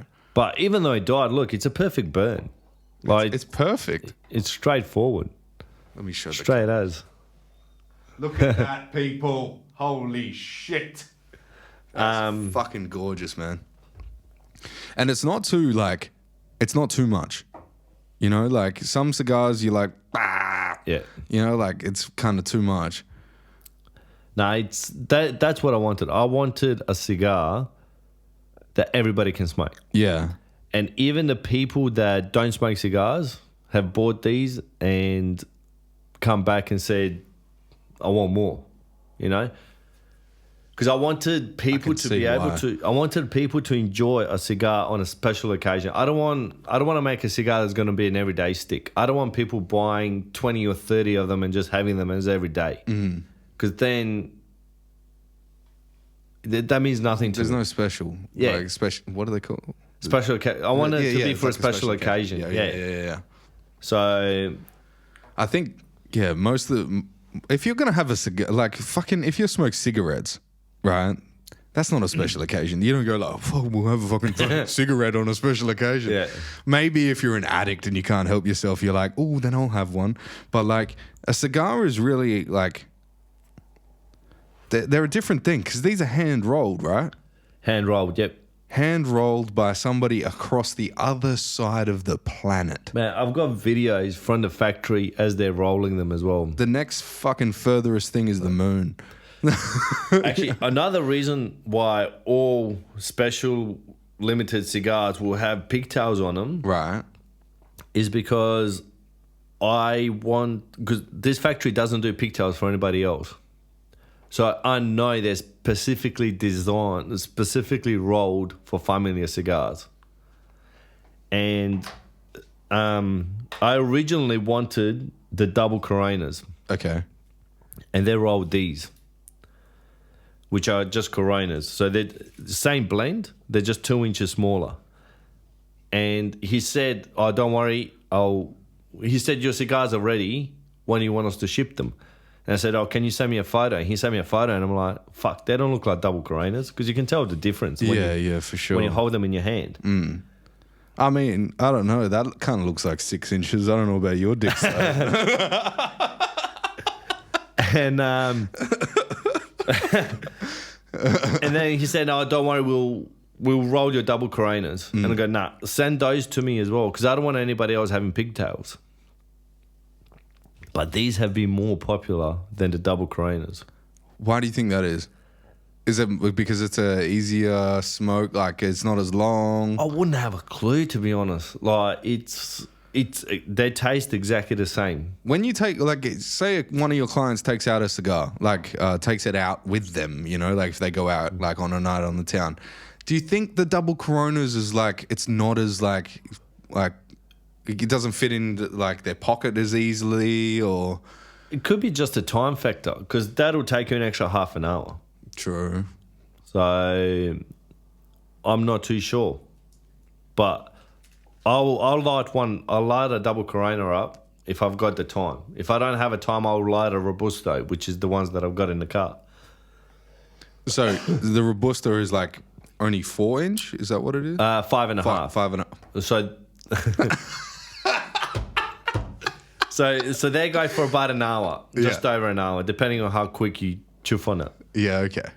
But I've got a question. Does the flavor profile change when you smoke faster? nah. It's just more. So if you smoke it faster, it'll burn through, and it will give you that bitter taste. That's what it is. And then as soon as you get that bitter taste, don't try to correct it, put it up, because you'll ruin it. Once it gets that bitter taste, the heat's already there. Yeah, okay. Because this isn't bitter at all, and I've had some that are like. Do some that have like too high a airflow, and then that would give them the bitter taste because it's not like rolled correctly, or? Nah, it's all to do with the heat. It's all heat. Yeah. So the more heat you put there, the more heat that goes through it, the bitter it gets. But wouldn't it like apply if there was more? Like if there's more airflow, does that mean more heat? Nah. Not necessarily. No.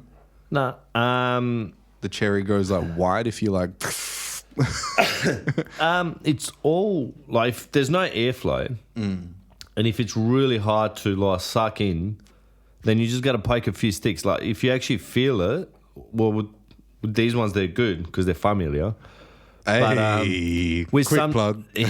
with some cigars, they'll be like hard in some places, which means they're being rolled too tight. Oh. So all you got to do is just get a toothpick and poke them through. and that'll fix it. Okay. Yeah, because I've had a couple before where I'm like, Yeah. just trying to get That's a fucking it, draw yeah. on it. Yeah. So, and all you got to do is just poke a few holes. Yeah. And then that'll be fine. Right. That's interesting. Have you had any that have come through that are like too loose, or they're pretty much consistent from the Dominican?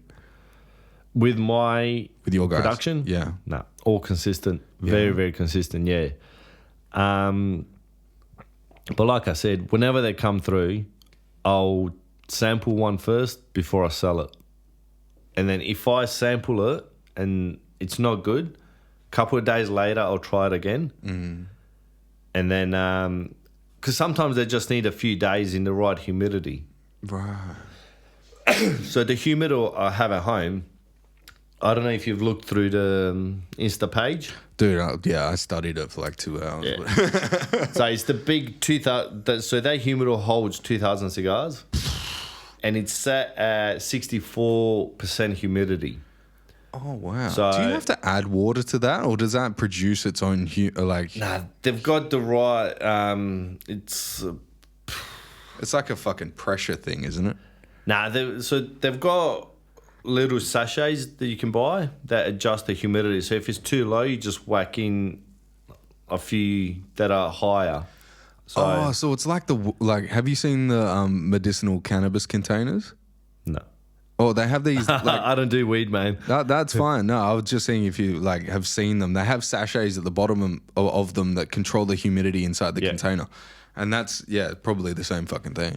So because my wife does lashes from home, so she's full. Like even with the lashes, man, like the humidity in the room has to be right, otherwise the lashes won't stick on. Don't ask me how I know this. It's super gay, but It's not gay. Unfortunately, there's a stigma to craftsmanship, but like a female still has a craftsmanship with their eyelashes, right? Yeah. So if the humidity is too low, all you got to do is boil a kettle and stick it in the room, and that steam will bring the humidity up. Is that right? Man, I shit you not. Holy fucking shit! I didn't know that. And then, but I've got a electrical humidity reader, Yeah. which I make sure that it always reads 64%. Right. So cigars, they should be stored at 64 to 68. I find the Cubans, so you never put Cubans and non-Cubans in the same humidor. Don't ask me why. That's just what people say. That's what Google says. That's what fucking everybody says. Is it? Well, hold on. I'm throwing a theory out there. Is it because Cubans take up more water? Man, honestly, I don't know. I'm gonna do some research on this shit after. I don't know that much about cigars as you think I do. You know, like it's even this You're a starting. connoisseur of cigars. I'm learning as I go. Yeah. You know, But you enjoy them. That's what I'm trying to say. Yeah. So the humidity. It's got a separate room. So the heat. The rooms have to be pretty cool. I've got an aircon in the room. If it gets too hot, you never keep cigars next to a window or close to a window because the heat comes through the window. And it dries them out. Yeah. Right. So How did you know that? just learning through Did they people. the boys over in the Dominican Republic? Did they give you any kind of like tips and shit? because the atmosphere is over there totally different, man. They're like, fucking leave them out. It's humid anyway. Man, there's people in the world that just have cigars just laying around. Yeah, because it's like a rainforest. It's different humidity everywhere. And they just roll cigars. They don't give me any tips or anything. It's just people that I've met throughout the last 4 or 5 years that I've been in the cigar community that just tell me things. And like Simon Devlin, for example, the gentleman that owns Devlin's, in Subiaco. I've learned shitloads from him. He may not realise it, but he's got a lot to do with my knowledge of cigars. Because every time I talk to him, every time I enter a room, I consider myself to be the dumbest person in the room. That's a good tactic. And I'll keep quiet and observe and soak in the information. Do you know that makes you the smartest person in the room? At the end. Well, some would say you know, like if you're keeping quiet so you can attain knowledge, that a lot of people just go like into it like espousing everything they fucking know. I'm one of those people that will like I'm trying to tone it down a bit because like I'm like my ego is like, hey, tell them everything so they think you like so you can fit in, but that doesn't really work. People just think you're a pretentious asshole. Yeah. So you keep quiet and you find out what they know and then you kind of integrate. Yeah, and you adapt. Yeah. Adaption is like the right word. It's not integration. Yeah, you adapt to the situation for sure. And if you're around people like Simon Devlin, I haven't met him. I don't know who. I haven't. I've heard of Devlin's before, but I haven't met him. He probably has a broad knowledge if he's got a fucking cigar club.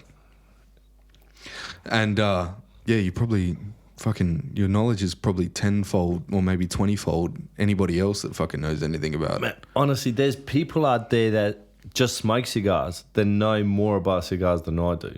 But I do what I think is right for Familija. And I haven't had any complaints yet. You know, like, and a lot of our customers are repeat customers, which shows me that I'm doing something right. No, I'm not going to ask that. Sorry. Well, how many cigars were sold? Yeah, well, I was going to say, like, are you turning over like a couple thousand every year now? Man, honestly, I don't, because we only started, I think we launched in that's right. May or June. Is that fucking right, dude? Yeah. I honestly... It's that fresh. Yeah. I honestly don't even look at the profits or anything. So all the money that I make from the cigars, I put back into the cigars. I won't see a return. So your missus controls like all the money kind of thing. Yeah, I need some shit. Let's go. Can I have some poker money? No. It's, honestly, like I don't even the Facebook group that I run. Every event that I do, purely not for profit. I don't want the profit is my enjoyment. Yeah, and I enjoy putting people together and just talking about shit. Do you think that comes with the benefit of like working a full-time job? Like when you're first starting out in business, obviously, like because I used to be in real estate. And that was a fun venture, but that was my full-time job. That's what I did. And like, it became like to the point where I was like running shit. And I was like, I enjoy this, but I wasn't passionate about it. I wasn't like, I didn't grow up going like, I want to give that guy a house. Yeah. I wasn't like that. But when I first came into music, I was like, I'm very passionate about this. And then like audio into podcasting, it became podcasting. Holy shit. This is what I'm really, really passionate about. So was there I'm going to digress into a question because I will keep losing my point, that fucking grappa people. Yeah, no more for me, man. Yeah, no, holy shit. I might have another shot, let's be honest.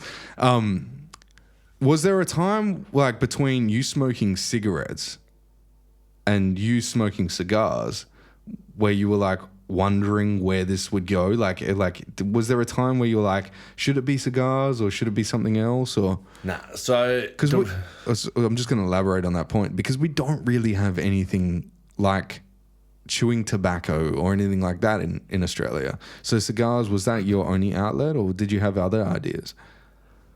It wasn't even an idea, man. Like this whole thing came by accident, you can say. Just wanted to try it out. I wanted a brand name for myself. And all this support and all the sales and all the customers, that's all just a bonus. Like I honestly didn't even think I'd make it this far. And the only reason I quit cigarettes, because I used to be a smoker and my son... The doctors are saying he's asthmatic, but we're trying to keep him off the Ventolin. Yeah.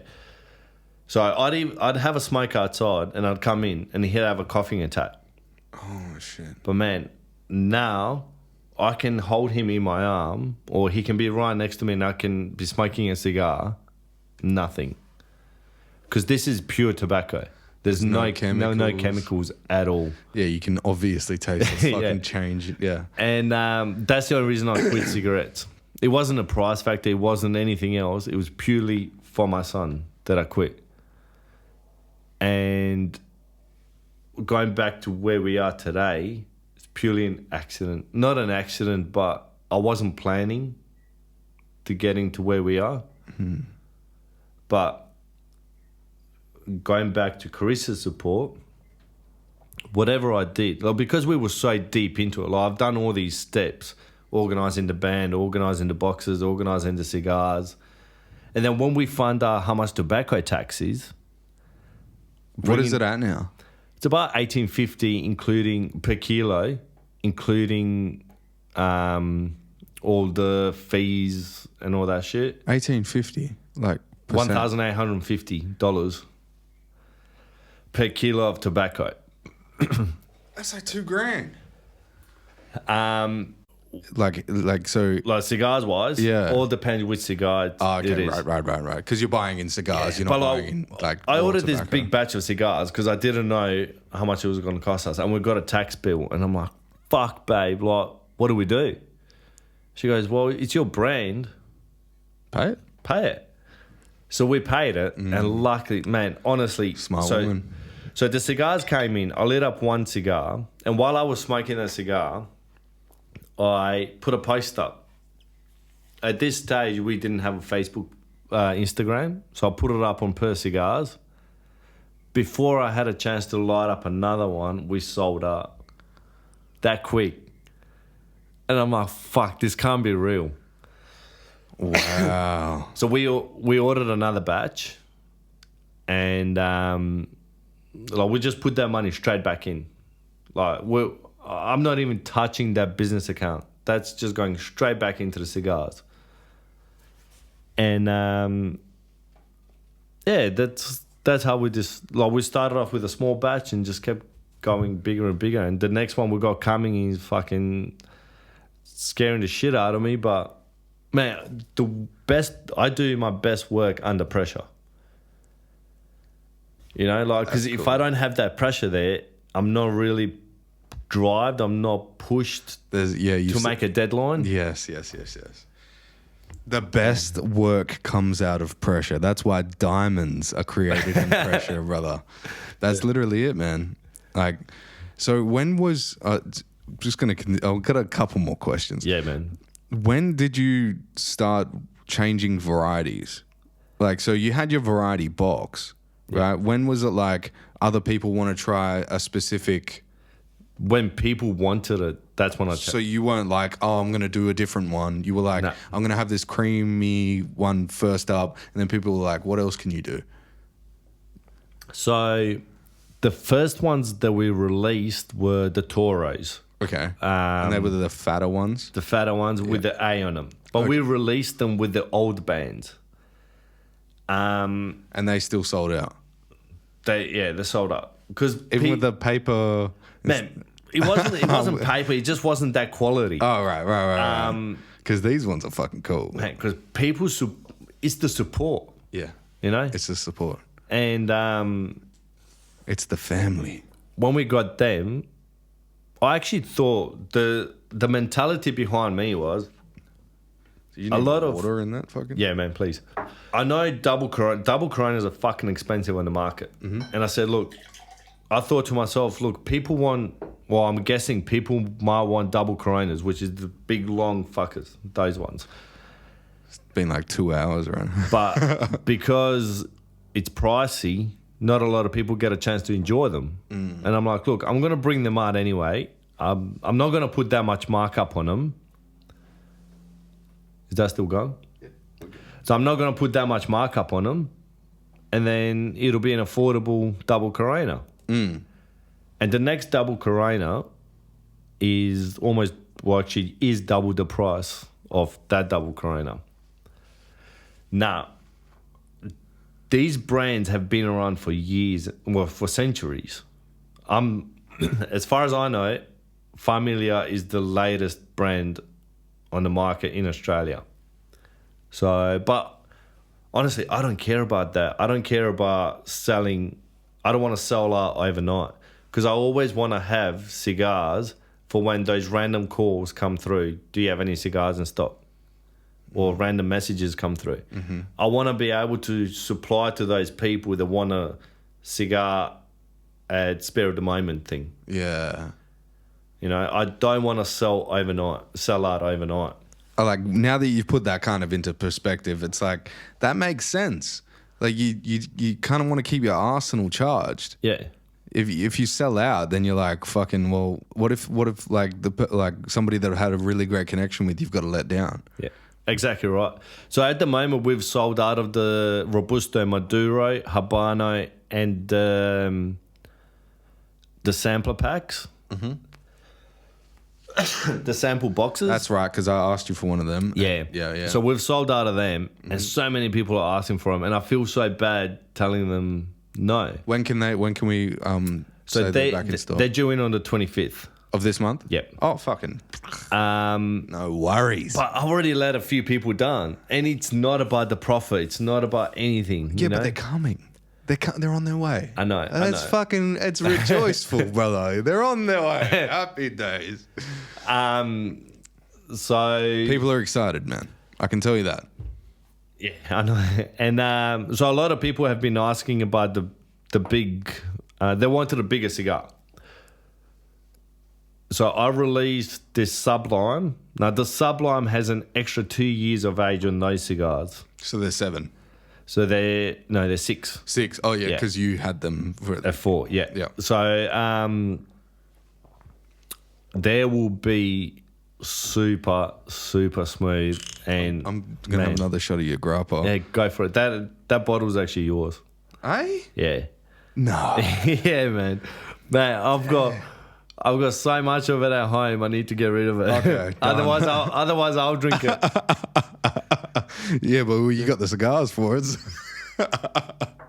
I actually had a cigar yesterday. We were because we got this wood fired thing at home. Yeah.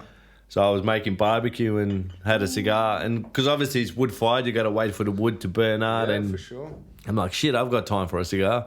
Happy days. So what is it, like a rotisserie like what your dad had, or? No, actually, Dad never had it, but I can guarantee you he wished he had it. Right.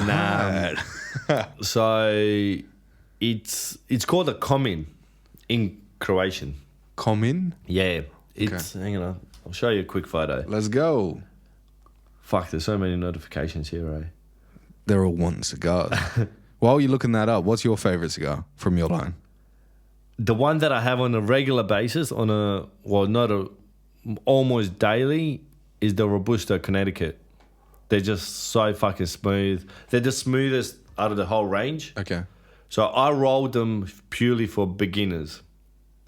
And I would just have them every day, and they go for about 45 minutes. And what do they set you back?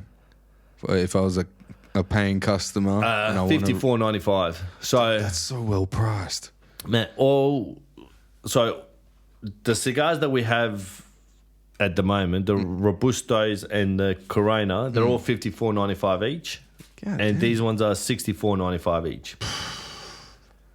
They're the one that I've had today, ladies and gentlemen, is at least a $200 cigar. Like, they're fucking phenomenal, It's a $64.95 cigar. That's fucking crazy.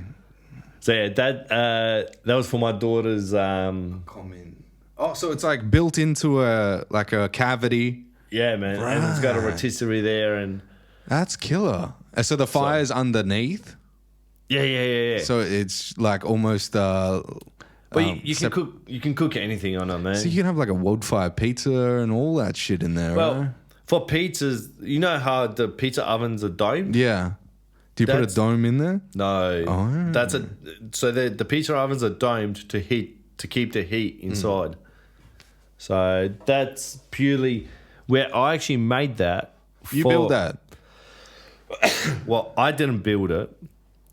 Designed it and had a little caveat on there. And had people come over, build it. I've got the concrete truck, so did the slab and all that. Nice. So that's at your place. Yeah, man. I designed that. Well, I built that on a deadline of my daughter's christening. Oh. Because I wanted to have the pig on a spit there. Yeah. And man, people fucking loved it. They would, brother. Are you going to do one of them for your event?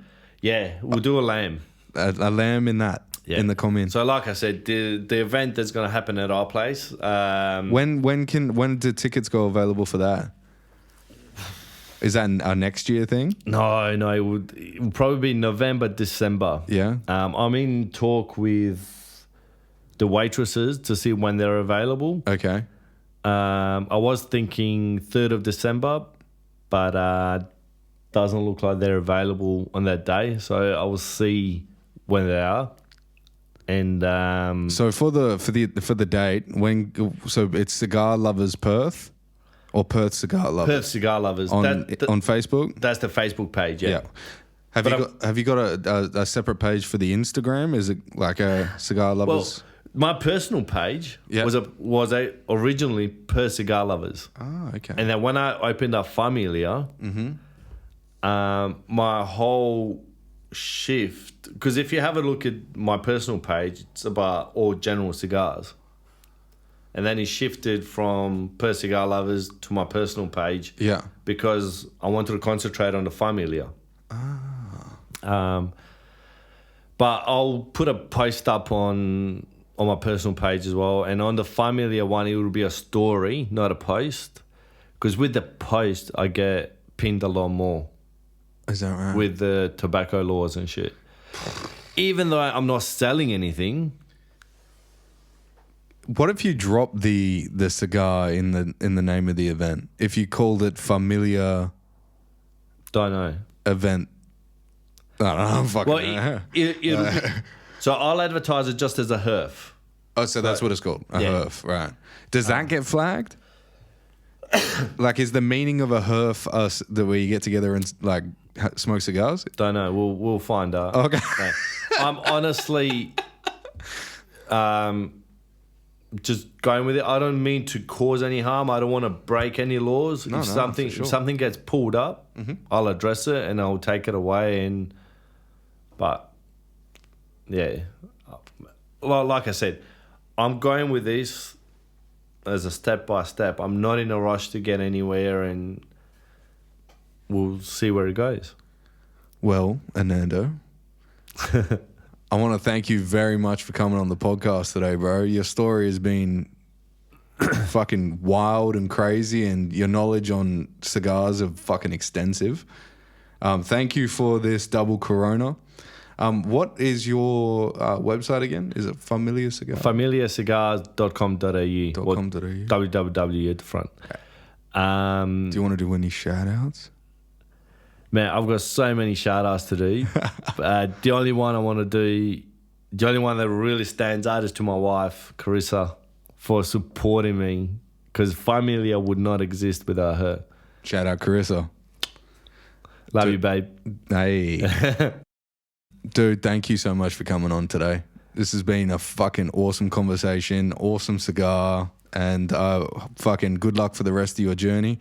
And you keep doing the fucking good fight and keep going after it. Man, thanks for having me. And like I said, out of my comfort zone, but fucking that's where I want to be, eh? Beautiful, bro. Thanks, man. I really appreciate it. You did well. Fuck the comfort zones. All right. Thanks, man. Thanks, brother. If you're down, ready to go, wanna fly away with you, float away, fly away.